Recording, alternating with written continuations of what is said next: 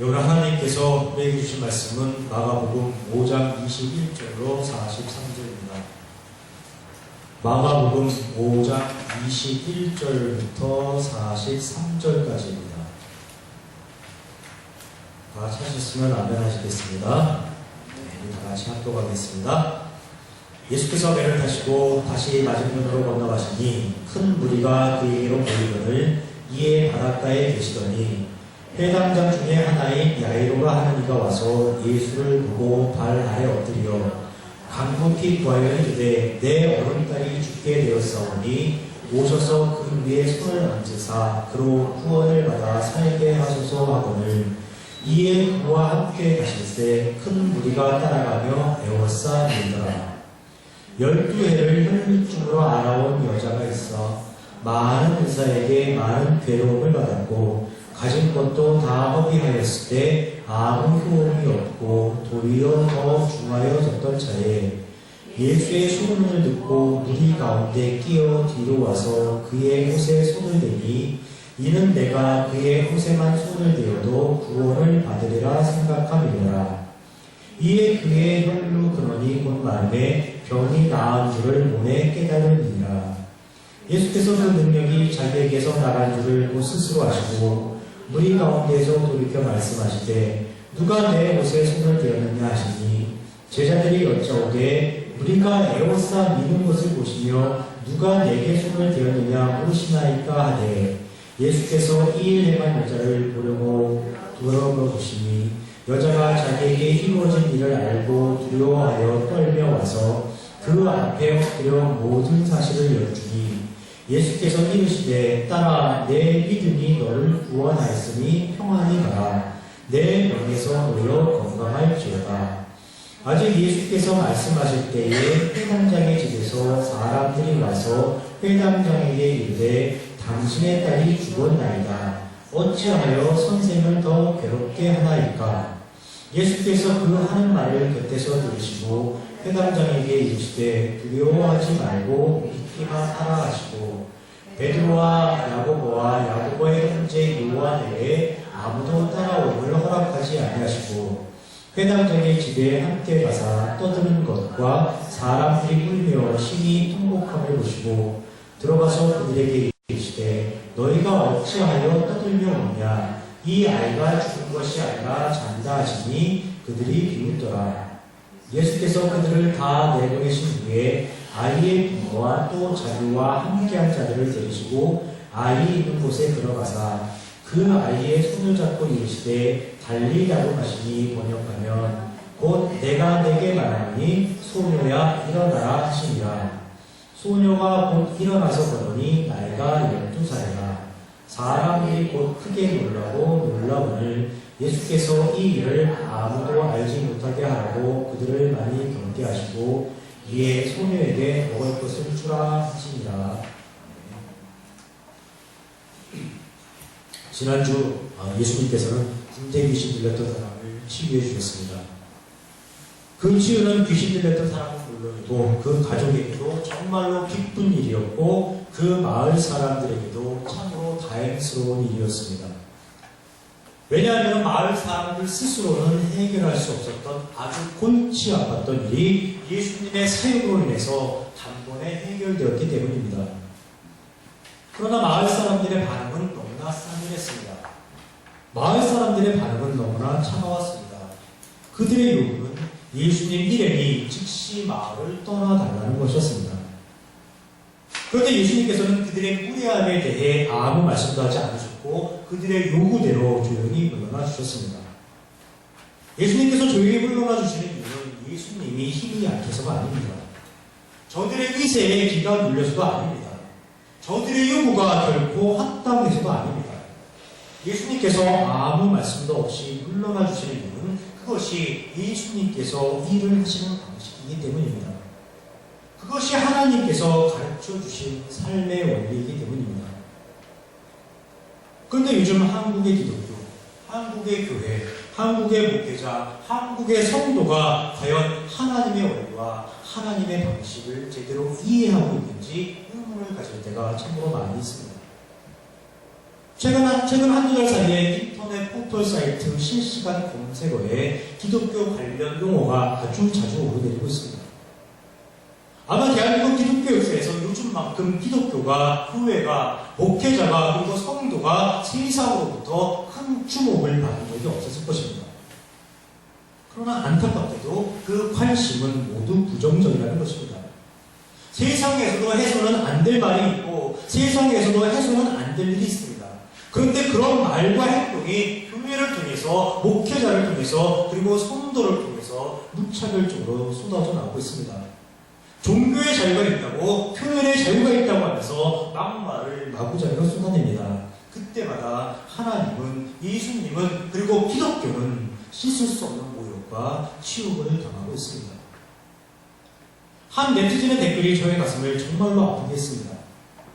한 사람이 미치면 정신병자라고 하고 집단으로 미치면 교회라고 한다. 죽어서 천국 가기 위해 살아서 지옥을 만드는 개독교 집단들 지옥으로 꺼져버려요. 이 네티즌의 비난이 틀린 것인가요? 이 네티즌이 지금 말도 안 되는 쌍욕을 늘어놓고 있는 것인가요? 안타깝게도 그런 것 같지는 않습니다. 이 네티즌의 표현이 거칠기는 해도 틀린 것 같지는 않다는 생각을 하게 됩니다. 제가 생각하기에도 지금 한국 기독교가, 교회가, 목회자가, 그리고 성도가 해도 너무한다는 느낌을 지울 수가 없기 때문입니다. 참으로 많은 말이 목회자와 성도들의 입을 통해서 쏟아져 나왔습니다. 그러나 그들의 말 속에서 진리를 발견할 수가 없습니다. 그들의 행동 속에서 하나님의 심정과 하나님의 마음을 느낄 수가 없습니다. 심지어 그들의 말과 행동 속에서 세상에서 주장하는 원칙, 세상에서 말하는 상식, 세상에서 말하는 기본적인 배려조차도 발견하기 힘듭니다. 기독교의 원리가 세상 원리보다도 못하게 되었고, 교회가 세상보다도 못한 곳이 되어버렸습니다. 언제부터 기독교가 이렇게 하찮은 종교로 전락해버렸을까요? 언제부터 교회가 미친 자들의 집단이 되어버렸을까요? 언제부터 우리의 하나님이 우스꽝스러운 존재가 되었을까요? 정말로 가슴이 답답하고 마음이 참담합니다. 아주 안타깝기 짝이 없습니다. 기독교가, 교회가, 목회자가, 그리고 성도가 왜 이렇게 세상으로부터 비난을 받는 그런 대상이 되어버렸을까요? 그 이유는 너무나 간단합니다. 우리 모두가 하나님을 잘못 알고 있기 때문입니다. 우리 모두가 성경을 오해하고 있고 진리를 오해하고 있기 때문입니다. 오늘 말씀을 시작할 때 예수님께서 아무 말씀도 없이 마을을 떠나주셨다고 했습니다. 그리고 그것이 하나님의 방식이라고 말씀드렸습니다. 세상의 관점에서는 예수님의 행동을 이해할 수가 없습니다. 세상의 관점에서는 예수님이 마을 사람들에게 진 것처럼 보일 뿐입니다. 그러나 예수님이 결코 진 것이 아닙니다. 예수님께서는 승리하셨습니다. 만약 예수님께서 떠나달라는 마을 사람들이 요구를 묵살했다거나 그들의 무례를 나무라고 비난했다면 예수님께서는 마을 사람들에게 이긴 것처럼 보여질 수는 있겠지만 궁극적으로는 죄에게 굴복한 결과가 되는 것입니다. 시기와 질투, 갈등과 분열을 조장하는 죄의 쾌력에 넘어간 결과가 되는 것입니다. 죄에게 치는 결과가 되어버리고 말아버리는 것입니다. 기독교에서 싸움의 대상은 오로지 죄입니다. 기독교에서 싸워 이겨야 하는 대상은 바로 죄입니다. 타종교와 싸우는 것도 아니고 불신자와 싸우는 것도 아닙니다. 교회끼리 싸우는 것도 아니고 목회자끼리 싸우는 것도 아닙니다. 목회자와 성도가 싸우는 것이 아니고 성도끼리도 싸우는 것이 절대로 아닙니다. 그런데 온통 우리는 이런 싸움만 하고 있습니다. 싸워야 할 죄와는 싸우지 않고 온통 엉뚱한 대상과 힘 결의를 하고 있습니다. 죄가 얼마나 사람을 비우고 있겠습니까? 죄가 얼마나 지금 이 시간 사람을 정하고 있겠습니까? 설령 싸움이 났으면 교회 안에서 논의하고 교회 안에서 해결하면 얼마나 좋습니까? 하나님의 심정과 마음을 가지고 모든 성도가 기도하고 뜻을 모아서 해결해 나가면 얼마나 좋습니까? 그러나 모든 문제를 세상의 방식에 맡겨버립니다.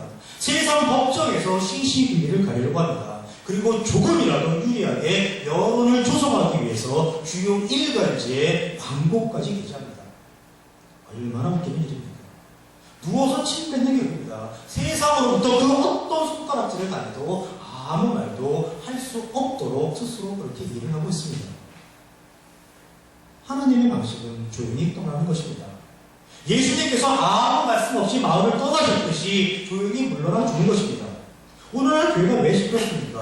서로가 서로를 이기려고 들기 때문입니다. 말로는 내가 하나님을 지킨다, 내가 교회를 사수한다, 내가 진리의 파수꾼이다, 내가 정의의 이름으로 행동한다고 하지만은 실제로 그 이면에는 자신의 의익과 이익만을 지키기 위해 상대방을 이겨내려는 속셈이 깔려있는 것입니다. 결코 기독교의 방식이 아닙니다. 절대로 하나님의 원리가 아닙니다. 기독교는 내가 떠나준 것입니다. 내가 무엇인가를 지키기 위해 누군가와 싸우는 것이 아니라 내가 물러나주는 종교입니다. 그래서 바울 사도도 로마서 16장 17절 18절에서 형제들아 내가 너희를 권하노니 너희가 배운 교훈을 거슬러 분쟁을 일으키거나 거치게 하는 자들을 살피고 그들에게서 떠나라. 이 같은 자들은 우리 주 그리스도를 섬기지 아니하고 다만 자기들의 배만 섬기나니 교활한 말과 아첨하는 말로 순진한 자들의 마음을 미혹하느니라 라고 그렇게 기록을 하고 있는 것입니다. 예, 떠나라는 것입니다.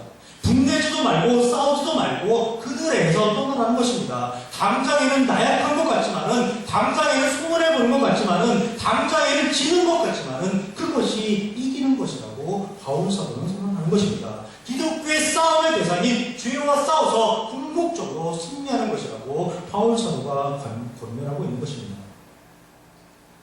그럼 죄와 싸워서 승리하려면 어떻게 해야 할까요? 그 방법은 하나님을 아는 것뿐입니다. 우리는 배우지 않아도 죄의 속성을 너무나 잘 알기에, 우리는 배우지 않아도 죄의 원리를 너무나 잘 적용하면서 이 세상을 살아가기에 죄에 대해서는 따로 배울 것도 없고 죄에 대해서는 따로 알고자 할 것도 없습니다. 오로지 하나님만 알게 되면 저절로 죄와 싸워서 이길 수 있는 힘이 생기는 것입니다. 하나님만 알게 되면 저절로 행복한 삶을 살아갈 수 있는 그런 힘이 생기게 되는 것입니다. 그래서 주일마다 교회에 나와 하나님을 배우고 틈나는 대로 성경을 읽어서 하나님의 심정과 마음을 깨달아가는 것입니다. 그러나 이때 한 가지 주의할 점이 있습니다. 그것은 눈에 보이는 현상에만 매달려서는 절대로 안 된다는 것입니다. 예를 들어서 지난주 본문을 가지고 예수님은 귀신을 쫓아내시는 능력과 권세를 가지신 분이라고 결론을 내줘서는 절대로 안 된다는 것입니다. 물론 현상은 맞지만은 궁극적으로 그 본문이 전하고자 하는 핵심은 조용히 물러나 주시는 예수님을 통해서 하나님의 원리를 깨달아가는 것입니다. 오늘 우리가 읽은 본문도 마찬가지입니다. 12년 동안 혈루증을 앓았던 여인을 치유해 주셨고 죽었던 야이로의 딸도 다시 살려주셨다는 예수님의 능력과 권세에 초점을 맞추는 것이 아닙니다. 예수님은 아픈 자를 낫게 하시고 죽은 자도 살리시는 분이라고 그렇게 결론을 맺어서는 안 된다는 것입니다. 그 사건 속에서 일어나는 예수님의 말씀 하나하나, 그리고 예수님의 행동 하나하나를 주의 깊게 살펴보면서 기독교의 원리, 기독교의 참 가르침을 깨달아가는 것입니다. 그럼 지금부터 오늘 본문을 통해서 성경은 과연 오늘 우리에게 무엇을 전하고자 하는지 차근차근 알아보도록 하겠습니다. 먼저 마가복음 5장 22절 말씀입니다. 이렇게 기록되어 있습니다. 회당장 중에 하나인 야이로라 하는 이가 와서 예수를 보고 발 아래 엎드려라고 기록되어 있습니다. 회당장, 우리에게 익숙지 않은 단어입니다. 회당장은 모두 마가복음에서 4번, 누가복음에서 3번, 그리고 사도행전에서 3번, 모두 10번밖에 성경에 나오지 않는 단어입니다. 그렇게 중요하지는 않지만 이왕 나왔으니까 회당장에 대해서 먼저 간단히 알아보고 넘어가겠습니다. 예수님 사역 당시에 이스라엘은 유대교가 종교적으로 중심축을 형성했던 사회였습니다. 율법과 회당이 백성들의 삶을 지배하던 사회였습니다.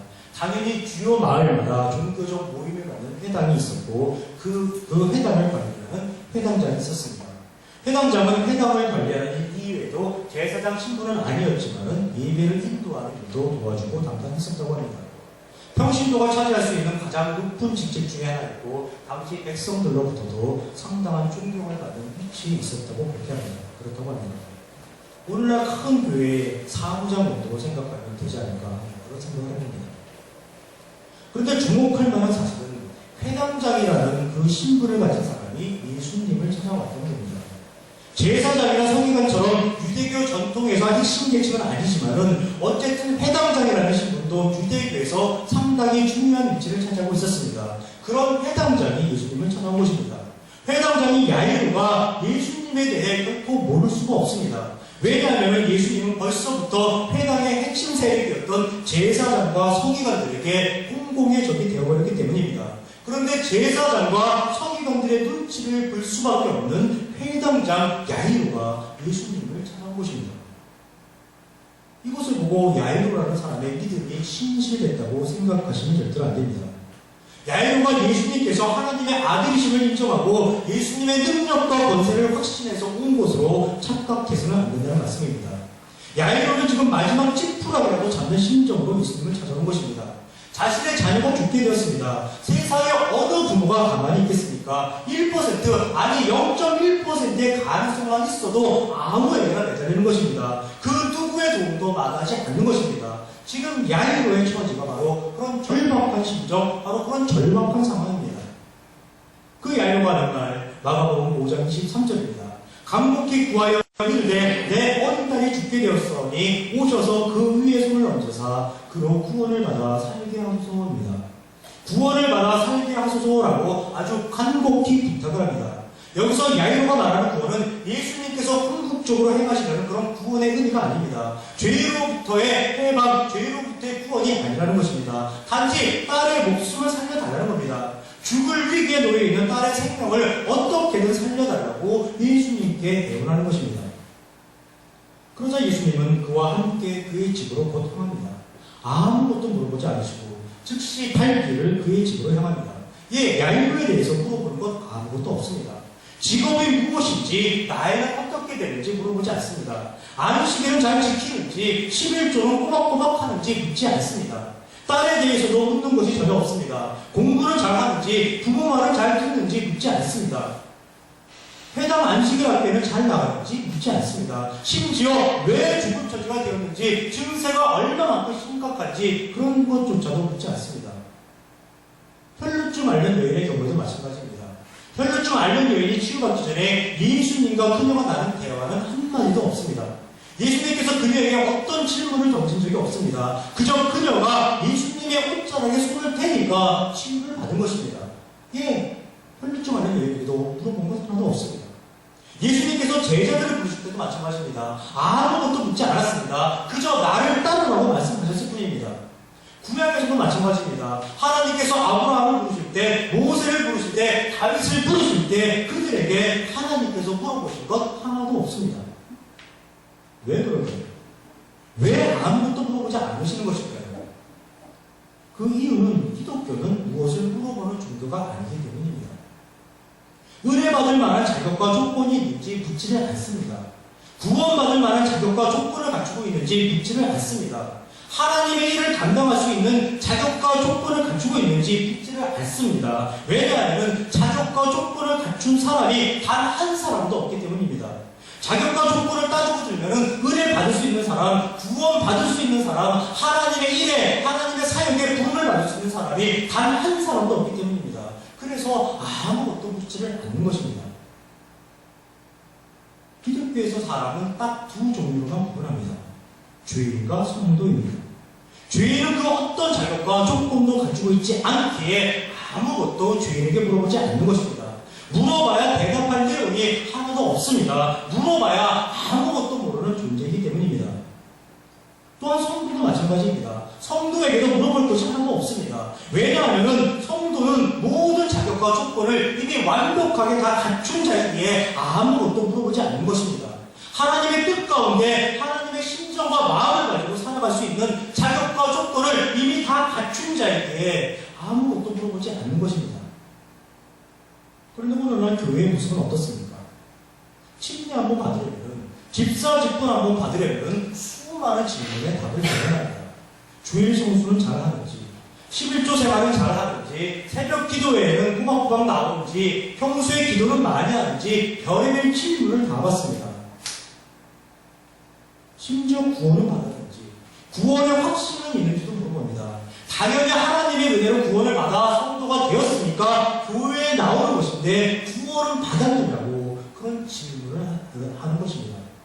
하나님께서 지켜주신 구원이 흔들리지 않는지 사람이 확인해 보겠다는 겁니다. 이런 질문을 받았을 때 정말로 뭐라고 대답을 해야 할지 정말로 난감합니다. 교회는 성도에게 무엇을 물어보거나 무엇을 확인할 필요가 없습니다. 하나님께서 그 성도를 이루어내셨고 하나님께서 그 성도를 보호하시기 때문입니다. 교회는 그저 성도에게 하나님에 대해, 하나님의 진리에 대해, 하나님 나라의 원리에 대해서 잘 가르치기만 하면 되는 것입니다. 그래서 다누리 교회에서는 아무것도 묻지는 않습니다. 알려주시는 것만 알고 넘어갈 따름입니다. 그것이 하나님의 방식이고 그것이 기독교의 방식임을 알고 있기 때문입니다. 아주 사소한 것이지만은 그런 것들을 실천해 보려고 하는 것입니다. 혹시라도 우리 목사는 성도의 삶에 관심이 없어 너무 딱딱하고 차가운 분이야라고 오해하지 않으시기를 주님의 이름으로 부탁드립니다. 오늘 본문을 계속해서 살펴보겠습니다. 5장 24절입니다. 이렇게 기록되어 있습니다. 이에 그와 함께 가실새 큰 무리가 따라가며 에오사 일두라라고 되어 있습니다. 아마도 수많은 사람들이 야이로의 집을 향해 걷고 있는 예수님을 따라가는 것 같습니다. 그런데 왜 많은 사람들이 예수님을 따라가는 것일까요? 예수님을 믿어서 따라가는 것일까요? 예수님께서 정말로 다 죽게 된 자를 살리실 거라는 그런 확신을 가지고 따라가는 것일까요? 죽은 자가 다시 살아나는 그런 역사의 현장에 함께 있고 싶어서 예수님을 따라가는 것일까요? 아닙니다. 사람들은 그저 호기심으로 따라가는 것입니다. 지금까지 많은 이적을 행하셨다는 소문을 들었고 또 직접 보기도 했지만은 과연 예수님께서 죽은 자로 살릴 수 있는 능력과 권세가 있는지 자신의 눈으로 직접 확인해 보기 위해서 예수님을 따라가는 것입니다. 그리고 만약 야이로의 딸을 살려낸다면 과연 어떻게 살려내는지 그 수단과 방법을 알아보기 위해서 예수님을 따라가는 것입니다. 이 사람들이 가장 많은 관심을 가지는 것은 수단과 방법입니다. 왜 예수님께서 귀신들을 쫓으시고 병든 자를 고치시고 죽은 자를 살리시는지 그 이유를 알고자 하지 않습니다. 그저 어떤 방법으로 어떤 수단을 통해서 일을 하시는지를 궁금해할 뿐입니다. 그리고 어떤 결과가 맺게 되는지 그것만을 궁금해할 뿐입니다. 사건의 본질은 다 놓쳐버리고 그저 수단과 방법 그리고 결과에만 관심을 두는 것입니다. 이렇게 많은 분들이 따르는 가운데 예수님은 야이로의 집을 향해 걸어가고 있습니다. 그런데 그 길에 12년 동안이나 혈루증을 앓아온 여자를 만나게 됩니다. 그런데 그 여인에 대한 성경의 묘사가 눈길을 끕니다. 5장 26절입니다. 많은 의사에게 많은 괴로움을 받았고 가진 것도 다 허비하였을 때 아무 효험이 없고 도리어 더 중하여졌던 차이라고 기록하고 있습니다. 12년째 중병을 앓고 있으니까 얼마나 많은 고생을 했겠습니까? 그런데 그 여인이 많은 의사에게 많은 괴로움을 받았고라고 성경이 표현하고 있습니다. 근데 이게 말이 되는 이야기입니다. 의사라면 당연히 환자의 고통을 덜어주고 환자가 완치될 수 있도록 도움을 주어야만 합니다. 그러나 의사들은 그녀의 병을 치료하지 못했습니다. 오히려 치료해준다는 핑계로 그녀의 재산만 빼앗은 것 같습니다. 그녀의 증세는 전혀 개선되지도 않았고 더 위중해진 것 같습니다. 특히나 그녀는 가진 재산을 모두 다 돌팔이 의사들의 수중에 털어놓고 거리로 남게 된 그런 처지가 되어버린 것입니다. 저는 이 구절을 통해서 오늘날 한국교회 성도들의 모습이 자연스럽게 연상이 됩니다. 지금 이 시간에도 어딘가에서도 속고 있을지도 모를 성도들이 자꾸 머릿속에 그려집니다. 육신의 병으로 고통받는 사람, 마음의 문제로 고통받는 사람, 경제적 문제로 고통받는 사람, 진리의 문제로 고통받는 사람의 곳곳에 있습니다. 그 문제를 해결받기 위해 동서남북을 헤매는 성도들의 불쌍한 모습이 떠오릅니다. 병원을 찾아, 교회를 찾아 이리저리 헤매는 성도들의 불쌍한 모습이 자꾸 머릿속에 떠오릅니다. 오랜 병으로 고통받고 있는 사람들은 누구에게나 매달리게 되어 있습니다. 그런 병자들의 연약한 마음을 이용해서 교회가 하지 말아야 할 일을 하고 있지는 않은지 우리는 돌아봐야만 합니다. 육신의 병뿐만이 아닙니다. 세상의 여러 가지 문제들을 하나님을 통해서 해결해 준다고 하면서 그들을 더 큰 수렁 속으로 빠뜨리고는 있지는 않은지 우리는 돌아봐야만 합니다. 바른 복음, 바른 진리를 찾아 헤매는 성도들을 미혹해서 이단으로 끌어들이고 그들과 그들 가족의 행복을 무참히 짓밟고 있지는 않은지 우리는 돌아봐야만 합니다. 물론 이렇게 말씀하시는 분도 계실 것입니다. 예수님께서도 치유사역을 행하셨는데 우리도 해야 되는 것이 아니냐고 주장하시는 분도 분명히 계실 것입니다. 맞습니다. 병든 자를 고쳐주고 마음의 상처 입은 자를 치유해주는 건 맞습니다. 그러나 그것은 교회가 하는 일이 아닙니다. 목회자가 하는 것이 아닙니다. 아닙니다. 오로지 하나님께서 하시는 일입니다. 오로지 하나님께서 은혜로 해주시는 일입니다. 그리고 그 일 자체가 목적이 결코 아닙니다. 그 치유 사역을 통해서 하나님을 알려주고 하나님을 가르치고 하나님의 심정과 마음으로 살아갈 수 있도록 사람을 변화시켜주는데 목적이 있는 것입니다. 그런데 그 본질은 다 어둠과 사라져버리고 오로지 수단과 방법만이 남아있습니다. 언제부터인가 기독교가 귀신을 쫓고 병든 자를 고쳐주고 부자로 만들어주는 그런 종교가 되어 있습니다. 하나님의 진리, 하나님의 원리는 다 사라져버리고 철저하게 기복 종교로 변화되어 있는 것입니다. 기독교와 타종교, 기독교와 일반 무속 종교가 과연 어떤 차이가 있는지 저는 구분을 할 수가 없습니다. 기독교의 근본 정신이 무엇인지 잘 이해하시는 거 아닙니다. 기독교는 절대로 수단과 방법을 알려주는 종교가 아닙니다. 귀신을 쫓아내는 방법, 병든 자를 고쳐주는 방법, 죽은 자를 살려주는 방법을 알려주는 종교가 아닙니다.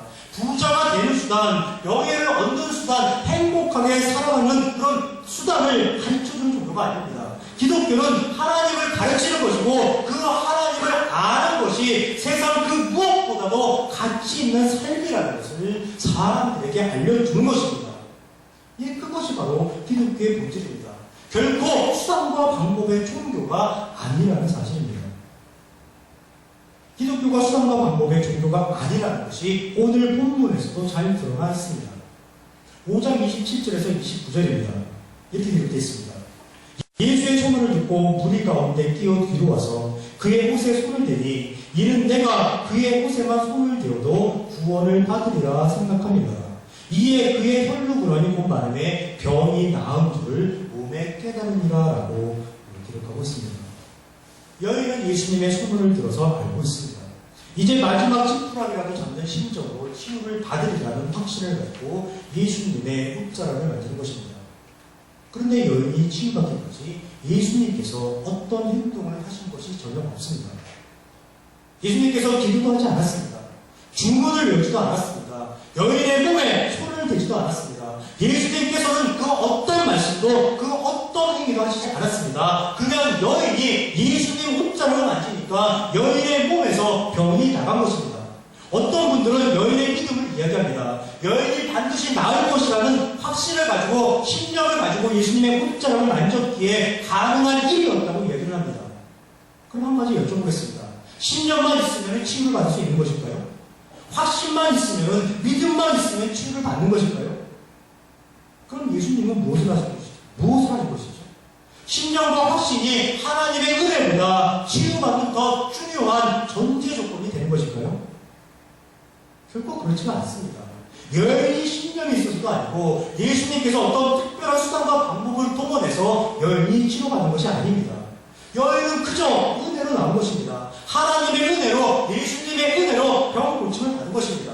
예수님께서는 사람을 위해 오셨기에 사람을 치유해 주시는 겁니다. 치유받을 만한 자격과 조건이 없어도 그냥 고쳐주시는 겁니다. 묻지도 않고 따지지도 않습니다. 고쳐주십니다. 그것도 특별한 수단과 방법으로 하는 것이 아니라 오로지 하나님의 능력으로만, 하나님의 은혜로만 고쳐주시는 것입니다. 예, 하나님께서 고쳐주시는 겁니다. 특별한 수단과 특별한 방법 없습니다. 하나님께서 고쳐주시는 겁니다. 야이로의 딸을 살려내신 장면도 마찬가지입니다. 5장 40절에서 42절 예수께서 그들을 다 내보내신 후에 아이의 부모와 또 자기와 함께한 자들을 데리시고 아이 있는 곳에 들어가사 그 아이의 손을 잡고 이르시되 달리라고 하시니 번역하면 곧 내가 내게 말하노니 소녀야 일어나라 하시니라. 소녀가 곧 일어나서 걸으니 나이가 12살이라 라고 기록되어 있습니다. 내가 내게 말하노니라는 표현 때문에 예수님의 말씀으로 소녀가 살아난 것으로 생각할 수 있습니다. 즉 말씀이 수단과 방법이 되어서 소녀를 살리신 것으로 생각하기 쉽다는 뜻입니다. 흔히 교회에서 말씀이 능력이 있다고 말합니다. 기도할 때도 말씀을 붙들고 기도해야 한다고 말을 합니다. 그러니까 마음에 드는 성경 구절을 반복적으로 암송하고 되뇌이면서 기도를 합니다. 가르치는 목사나 따라하는 성도나 미련에 그칩니다. 기독교에서 말씀은 두 가지 관점에서 접근을 해야 합니다. 하나는 실제의 말씀입니다. 하나님과 예수님께서 실제로 음성으로 하신 말씀입니다. 신약 성경에 빨간색 글자로 기록된 내용이 이해가 됩니다. 그러나 그 말씀은 성경 전체를 통해서 그렇게 많지 않습니다. 또 하나의 말씀은 하나님의 원리, 하나님의 가치, 하나님의 말씀, 하나님의 가르침을 모두 포괄적으로 일컫는 말입니다. 요한복음 1장 1절에 보면은 태초에 말씀이 계시니라라는 말씀이 있습니다. 예, 바로 여기에서 말씀이 여기에 해당됩니다. 즉 여기에서 말씀은 하나님 자체, 예수님 자체를 의미하는 것입니다. 따라서 말씀으로 고치셨다, 말씀의 능력이 있다, 말씀 붙들고 기도해야 한다는 의미는 모두 하나님께서 고치셨다, 하나님께 능력이 있다, 하나님 붙들고 기도해야 한다는 그런 뜻이 되는 것입니다. 이 말씀은 수단과 방법이 아니라 존재의 그 자체입니다. 오늘 보면 내가 내게 말하노니 소녀야 일어나라라는 예수님의 말씀이 능력을 발휘한 것이 아닙니다. 하나님이, 예수님이 능력을 발휘한 것입니다. 오로지 하나님의 능력으로, 예수님의 능력으로 죽었던 야이로의 딸이 살아나는 것입니다. 만약에 예수님이 아무 말씀을 안 하셨으면 소녀는 살아나지 못하는 것인가요? 아닙니다. 소녀는 살아나게 되어 있습니다. 이미 예수님께서 야이로와 함께 그의 집으로 향할 때 소녀는 살아난 것입니다. 예수님께서 계획하시는 그 순간에 모든 일은 이미 성취된 거나 다름없습니다. 왜냐하면 하나님의 계획이시기 때문입니다. 예, 하나님께 그리고 예수님께 능력이 있는 것입니다. 그 어떤 수단과 방법을 찾아낼 수 있는 것이 아니라는 사실입니다. 하나님이 계획하시고 하나님이 진행하시고 하나님께서 성취하시기에 사람이 찾아낼 수 있는 수단과 방법은 결코 존재하지 않습니다. 예, 기독교는 수단과 방법을 찾아내는 종교가 아니라는 사실입니다. 하나님의 은혜로 예수님의 능력으로 병자를 고치셨고 이제 죽은 자도 살리셨습니다. 그럼 그 다음에 하시는 일은 무엇일까요? 바로 하나님을 알리시는 일입니다. 하나님의 원리와 가치를 가르쳐 주신 것입니다. 하나님의 심정과 마음을 사람들로 알게 하시는 것입니다. 그 내용이 5장 30절입니다. 예수께서 그 능력이 자기에게서 나간 일을 곧 스스로 아시고 무리 가운데에서 돌이켜 말씀하시되 누가 내 옷에 손을 대었느냐 하시니라고 기록되어 있습니다. 이 표현도 아주 재미있는 표현입니다. 얼핏 보면 정말로 예수님께서 능력이 나간 것으로 오해할 수 있는 표현입니다. 그러나 예수님은 하나님이십니다. 전지전능하신 하나님이십니다. 그런 하나님께서 혈루증 앓는 여인으로 인해서 능력이 소진되었다면 말이 되지는 않습니다. 예수님께서 왜 이 말씀을 하셨는지 그 의도를 잘 파악하셔야 합니다. 예수님의 궁극적인 목적은 예수님 스스로가 하나님이심을, 예수님 스스로가 하나님의 아들이심을 사람들에게 알려주시는 것입니다. 그래서 사람들로 하여금 하나님의 심정과 마음을 회복토록 하는 것이고 그런 심정과 마음으로 살아갈 수 있도록 변화시켜주는 것입니다. 그런데 정말로 많은 사람들이 예수님을 에워싸고 있고 지금 어떤 일이 일어나고 있는지를 사람들은 알 수가 없습니다. 그 많은 사람들에게 지금 일어난 상황을 알리고자 하시기 위해서 이 말씀을 하신 것입니다. 즉 이 말씀은 정말로 능력이 나갔다라는 표현이 아니라 예수님으로 인해 혈루증 앓는 여인이 치료받았음을 예수님 스스로가 아시고 그 사실을 제자들과 무리들에게 그 상황을 알려주기 위해서 이처럼 말을 꺼내는 것입니다. 그러자 제자들이 하는 말 5장 31절 무리가 에워싸 믿는 것을 보시며 누가 내게 손을 대었느냐 물으시나이까입니다. 제자들이 하는 이 말의 뉘앙스가 느껴지십니까? 지금 제자들은 엄청나게 짜증을 내고 있는 것입니다. 엄청나게 심통을 부리면서 이 이야기를 하는 것입니다. 근데 제자들은 왜 짜증이 났을까요? 왜 심통을 부리며 이처럼 시큰둥하게 반응을 하는 것일까요? 이유는 아주 간단합니다. 지금 예수님의 모습이 그들의 마음에 들지 않기 때문입니다. 지금 예수님의 모습이, 예수님의 그 일이 자신들의 마음에 들지 않습니다. 제자들은 거라사 지방에서 예수님께서 귀신을 내쫓아주는 사역을 목격을 했습니다. 골치 아팠던 마을의 문제가 해결되는 장면을 목격했습니다. 이제 조금 쉬면서 한턱 잘 대접받을 줄 알았는데 마을 사람들이 떠나달라고 요구합니다. 그런데 예수님은 아무 말씀 안 하시고 그들의 요구를 수용을 합니다. 바로 물을 저어서 바다 건너편으로 다시 되돌아와야 했고 오자마자 또 야이로의 집으로 가야만 합니다. 사람들은 어찌나 많이 몰려드는지 이리 밀치고 저리 밀치고 정신이 하나도 없습니다. 이 제자들의 입장에서 충분히 짜증날 만합니다. 제자들이 충분히 심통 부리는 겁니다. 그러나 예수님이 어떤 존재일지 알고 있다. 예수님의 심정과 마음을 조금이라도 제자들이 읽어낼 수 있다면 이런 불순한 태도로 말하지는 않았을 것입니다. 이들이 하나님을 모르기에 예수님의 심정과 마음을 아직 깨닫지 못했기에 예수님께 짜증을 내고 심통을 하면서 이런 불순한 태도로 대답하는 겁니다. 그런데 제자들만 예수님의 존재를 모르는 것입니다. 사람들도 모르기는 마찬가지입니다. 제자들도 모르니 사람들이 모르는 것은 어찌 보면 너무나도 당연합니다. 사람들이 예수님에 대해서 모른다는 내용을 성경에서 찾아보고 있습니다. 그 표현이 마가복음 5장 35절입니다. 이렇게 기록되어 있습니다. 사람들이 와서 회당장에게 이르되 당신의 딸이 죽었나이다. 어찌하여 선생을 더 괴롭게 하나이까? 라고 표현하고 있습니다. 이 표현은 어차피 딸이 죽었으니까 예수님을 더 이상 괴롭히지 말라는 이야기가 절대로 아닙니다. 예수님을 더 이상 피곤하게 만들지 말라는 그런 이야기가 아닙니다. 이제 예수님이 오셔도 아무 소용이 없다는 것입니다. 딸이 죽었으니까 예수님이 오셔도 소용없다는 겁니다.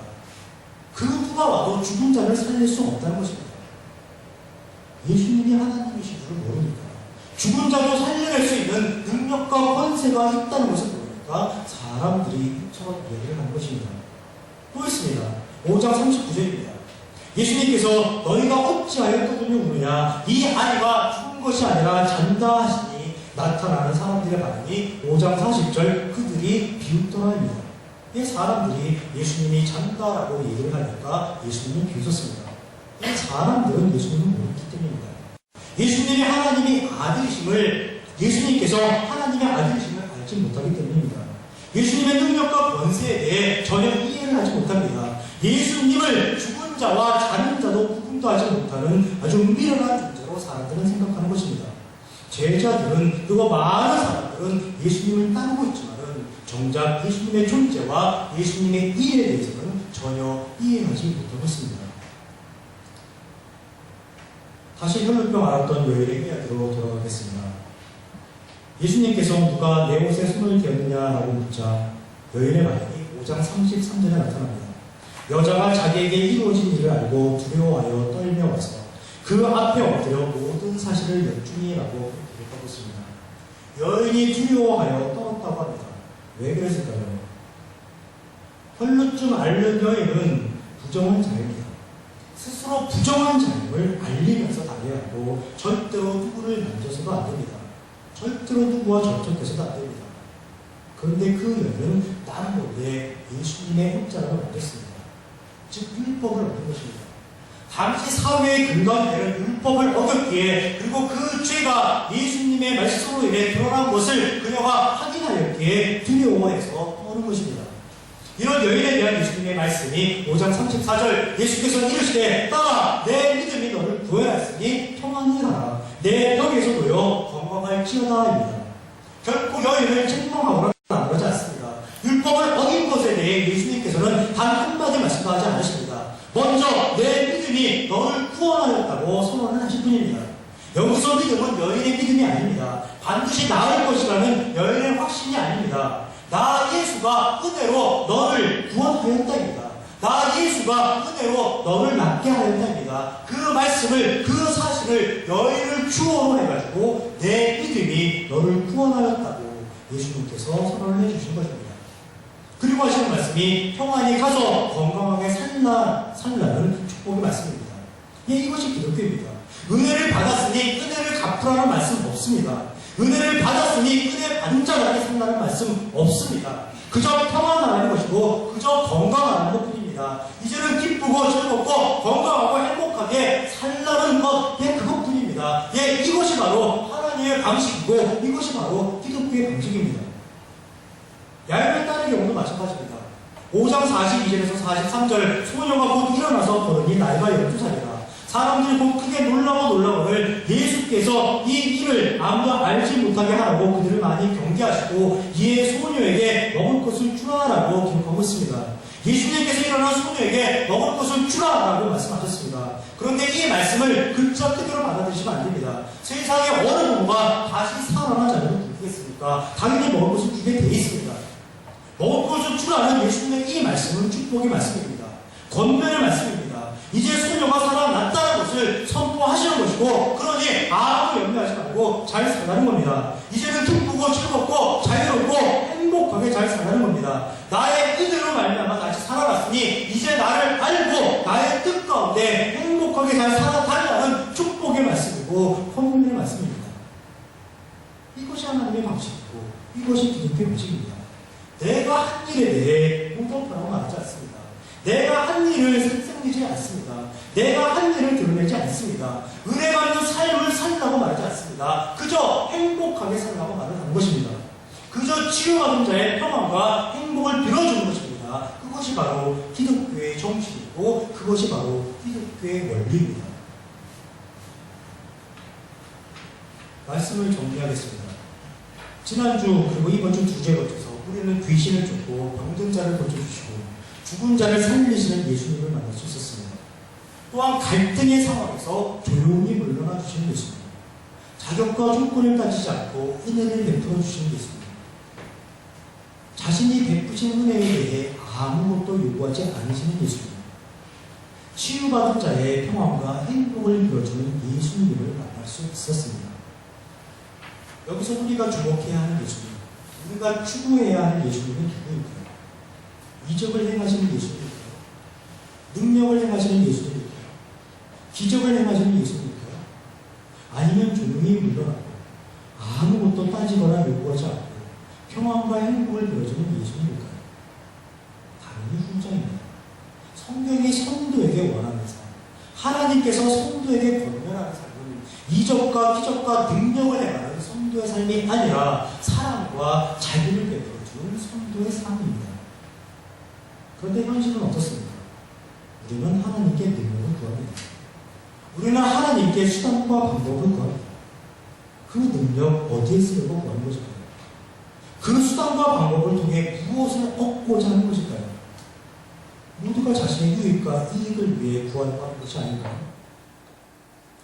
말로는 하나님 나라의 확장을 위한다고 하지만 결국은 자신의 부와 자신의 명예를 드러내기 위해서 이런 것이 아닌가요? 하나님께서 하셔야 하는 일이고 사람이 해야 하는 일이 따로 있습니다. 하나님의 일은 하나님께서, 사람의 일은 사람이 하는 것이 가장 좋습니다.